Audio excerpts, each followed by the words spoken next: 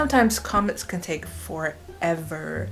It's easy, but it's so time consuming, like oh my god. And of course it depends on how long it is and how many characters you have. But if you're here looking for a faster way to comic, then you are in the right place, my friend. Hi, I'm Anaya, also known as Night Ember, and in this video I'm going to be demonstrating a faster way to comic, also using my Among Us comic for the demonstration. And it's like a little comic, so it pretty much took about 3 hours total. So this is like kind of to give you a good idea, because I know some of y'all probably have longer comics, but hopefully this will help you in the long run. And I'll show you how to make a comic faster and more efficiently. Hopefully if you don't have any knowledge on this, hopefully this really helps you. Alright, let's get right into the video. So I'm pretty much going to go over the entire comic as you are watching this. And the first thing I do is thumbnails, which if you're seeing this right now, like the thumbnail has already been made, but you can, instead of inserting a picture like I did, you can draw the thumbnail as its own layer in Clip Studio. But yeah, when you do the thumbnails, think about the panel sequence that you want, or try out a few different panel sequence type things and like draw your scenes and whatever. Like just sketch it very quickly. Like you don't need details in it. It shouldn't take you very long to make your thumbnails, which thumbnails probably, I mean it depends on how long your comic is, but for this specific one, like a very short comic, it takes like maybe 5 minutes or up to 10 minutes. But this will help you in the long run, because the more you know what your comic is gonna look like and how everything is planned out and everything, it'll save you a lot of time. Because if you don't, then you're probably just going to be drawing as you go, and like you'll be probably thinking like a very long time, like what should I put here, what should I put here. So I know for me, when I do this, when I think about this and I haven't planned, it takes me a long time to draw what I want to draw. Okay, the next thing is story pages, which I'm not extremely new to Clip Studio anymore. Like I've figured some things out that I can use to my benefit, but the story pages, I feel like they're probably not meant for comics, because obviously you have a whole like comic thing, which confuses the crap out of me in the Clip Studio, so I don't even mess with that. So story pages is what helps me. For this particular example, just go to story and go to add page detail, and you can type on the bottom how many pages that you want to add. For the binding, like for it, it'll pop up on the side, but for binding it'll be like which order do you want them to be in. If you bind left, then it will show up from left to right, your files pretty much. But the thing about story pages is it helps keep your files together. So if you have a comic and you want multiple pages, let's say like 15 pages, and you don't want to make all these different file names for each picture or each file, for the story pages it keeps everything together in a single folder. And yeah, like it'll keep it in the order that you make them in, and you don't have to give the file a different name. So it's like more convenient for you, which I think is really nice, because when I save my files just go everywhere and sometimes I try to find them and I don't know, it's kind of a hassle. So that really helps with that. And also you can switch in between each file, and you probably won't need the thing on the side very long, but it's just like having two files open, but they're together still. Now for panel placements, you can use the panel tool, which is on the right. So it's easier to do this because it's made for comics. This tells you which panel is which. So I guess the area around that panel is just purple or selected, non-selected, whatever. But it's like easy to tell which panel. And what I like to do is I just put all of them in a single folder, so I don't have to like keep staring at that. I can just close the folder and it'll just, But this tool is very, very helpful, because I struggle at I struggle at panels so much, and there's just something about Clip Studio that just makes it easier than what I previously used, which is Krita. And Krita doesn't really help me that much. Like, I just get confused for no reason, but this is really helpful if you are the type to do panels for your comics. Like, I also know that using the story pages, if you have a single file and that one file is just like a panel for your comic, because you know you don't have to have the actual panel boxes and stuff if you don't want that. So it's easier still if you have the stories pages, and it just goes in order type thing.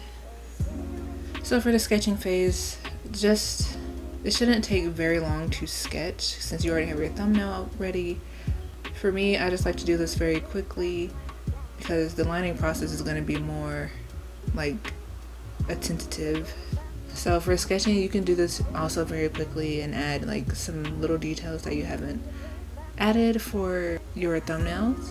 You can add a few details here and there, and just like the general idea stuff. You don't have to make it perfect, because you're going to, if you do the line art, then you're going to do the line art anyways or after. So with the line art, you can add a little more details to that.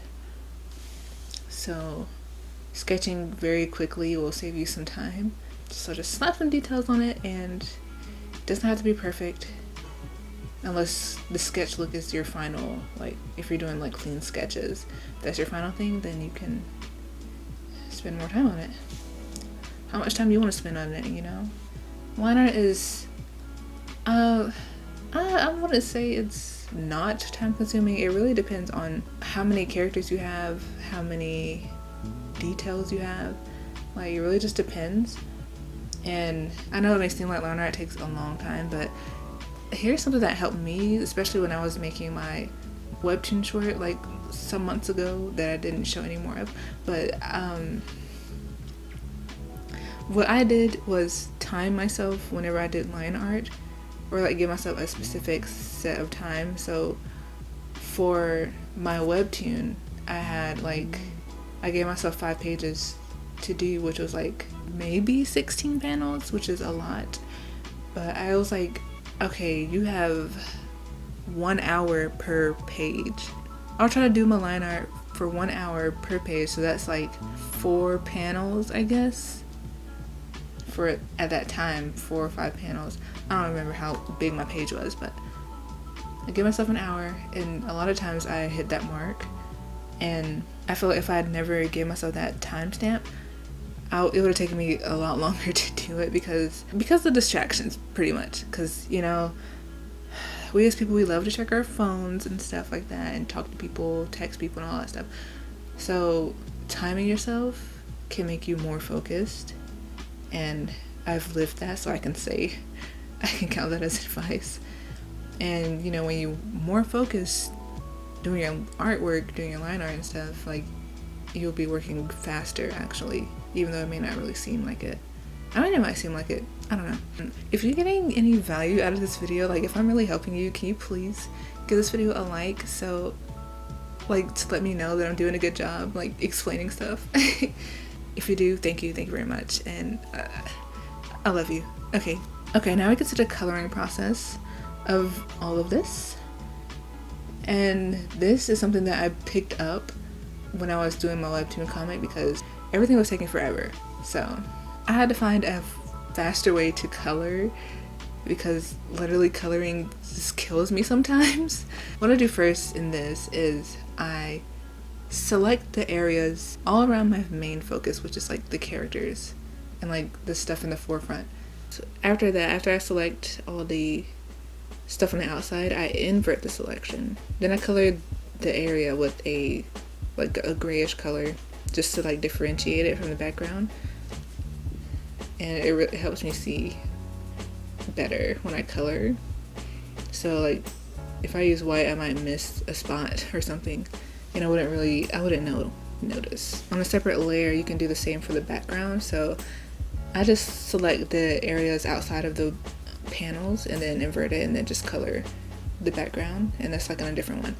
So now what I do here is I I like to use clipping groups, which the clipping group is what I use in Krita, but you just have like the clipping, you can clip to the layer below, which means it will color within the area of the layer under it.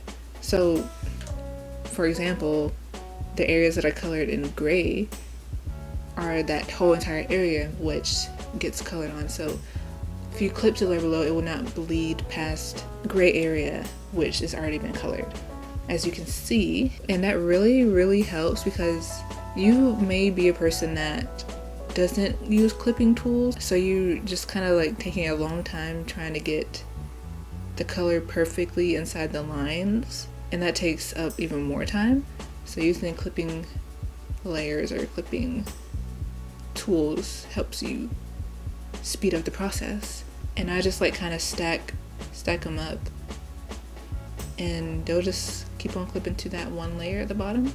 It's good to put them in a folder because you'll know where everything is.